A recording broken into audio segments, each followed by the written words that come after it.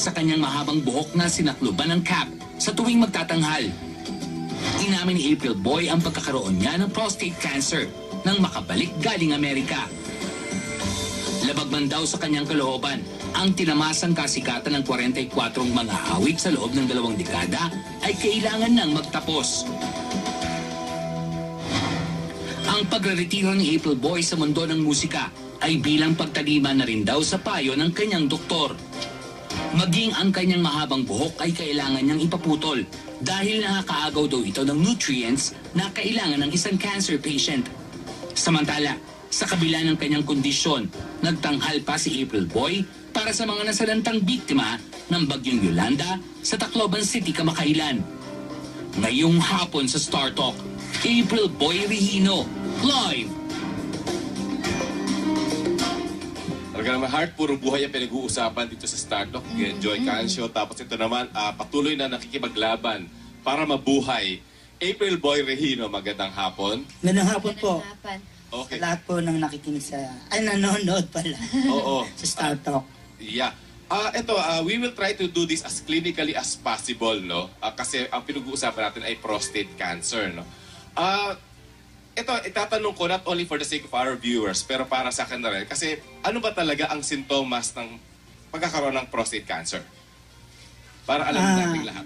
Una po, meron pong lumabas na dugo. Doon sa, alam niyo na. Alam niyo na kung saan parte yun. Tapos po, syempre, yung mga buto mo, nananakit. Yan. Parang, oo, yung mga buto ko dito joints. sa, oo. Hindi, dito. Buto talaga mismo? Oo, buto Okay. mismo. nangangawit. Oo, kaya, dinala na ako ng misis ko sa ospital.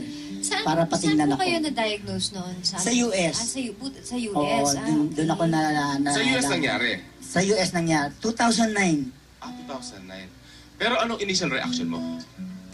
Syempre, una nabigla ako nung sinabi na ng doktor na cancer, ganon. Prostate cancer, ganon. Kumuha po kayo ng second opinion? Oo, dalawa. Bali, una, lalaki yung doktor na tumingin sa akin. Tapos sinabi nga na, yun nga, prostate cancer. Tapos, siyempre, ayoko maniwala dahil cancer eh. Ang hirap siyempre, parang torture sa iyo yun eh. Ibig sabihin, pagka-cancer, mamamatay ka na, di ba? Lagi naman yung connotation eh. Oo, kaya sabi ko, mahal, punta tayo sa ibang doktor. Pangalawa, babae na yung tumingin. Ayun na talagang sinabi na gano'n talaga. Kaya din siguro po na medyo sinekreto nyo muna. Or not really sinekreto, yung inayos nyo na muna po siguro yun. Kaya hindi nyo po sinabi. Is that the reason why? Oo, siyempre, ba't ko sasabihin? Siyempre, ayoko naman kaawaan ako ng tao. Na siyempre, pagka sinabi may sakit ka, may cancer ka, siyempre, ang unang reaction ka, kakawawa ka naman, di ba? Gusto ko yung matapang pa rin ako na yung makita nila nakangiti. Oo, lumalaban. At ngayon po, naging open ka sa aming lahat, nakipag-guest ka dito sa Star Talk para maging open at pag-usapan. Kasi kanina nga po, may sinasabi din po kayo which might serve as an inspiration sa mga cancer patients. May sinasabi po kayo kanina. Oo nga po. Kaya nga po pala ako nag-guest po dito sa inyo at salamat lang sa Star Talk dahil binigyan niyo akong pagkakataon na magpaliwanag. Okay. Sa ngayon po, ako po ay cancer-free na. Cancer-free. Cancer-free. Oh, that's a good news. Salamat. Talaga. Salamat po sa Diyos at binigyan niya po ako ng panibagong buhay. Anong ginawa para maging cancer-free ka? Siyempre una, dasal muna. Aha. Nagdasal kami pamilya dahil nung una, makita ko yung mga anak ko, nag-iiyakan na yung misis ko. Saka ako, hindi na ako bumabangon. Talagang ayokong bumangon, ayaw na akong kumain dahil alam ko may cancer na ako. Pero sabi ng asawa ko, mahal, bumangon ka, lumaban ka, magdasal tayo sa Diyos. At tutulungan niya tayo, magdasal tayo, pagaling ka niya. Tapos sinundon ko rin po ng gamot na yung pong iniinom po ngayon na, pure barley. Barley, yes. Which is good Opo. for, Ito po yung nagpagaling po sa akin dahil araw-araw na talaga kung minom ako nito, marami juice po ito na talaga. Same din yung kay Maritoni Fernandez, yung barley, yun yung inuulit yun, nila. yeah. And Parang ano, parang... Ang pangalan niya sa overflow Pure with- Barley, yung kay Pure- Mark Polo. yes. Hindi, parang I'm overflow with happiness ngayon. Kasi parang ang sarap pakinggan na cancer-free, di Tsaka ba? very inspiring. Oo. Saka Kasi, talagang, siyempre, wala namang pinapanalangin ng bawat tao pag may cancer ka. Gusto mo talaga gumaling, Oo. makapagpasaya pa ng tao.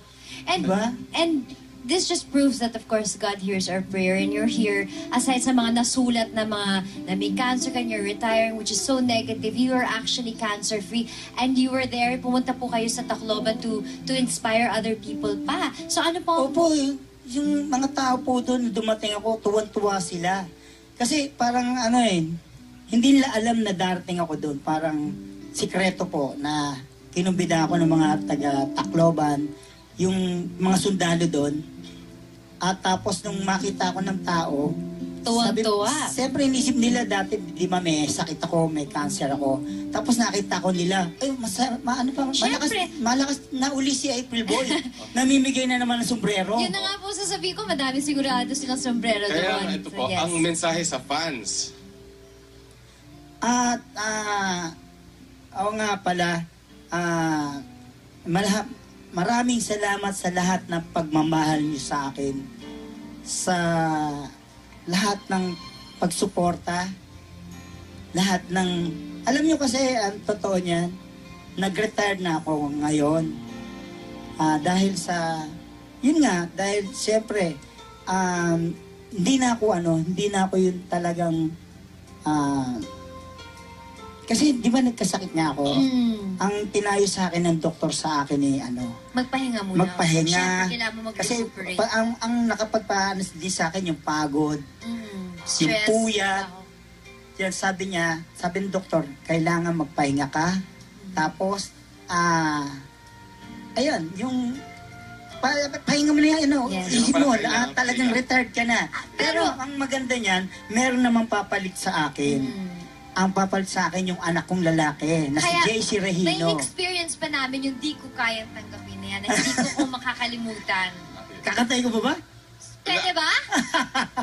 Meron ba kayong di ko kayang tanggapin? Hindi na. Wala na. Akapella lang. As we going to a break, sige, di natin kakantahin. Okay. Meanwhile, we are very, very happy for you. April Yes. Boy Regino, cancer-free. God bless. Thank you po. Up next, mga issue tungkol sa pagkakasino at paghihirap at pagpapakasal ng ex-wife ni Willie Revillame.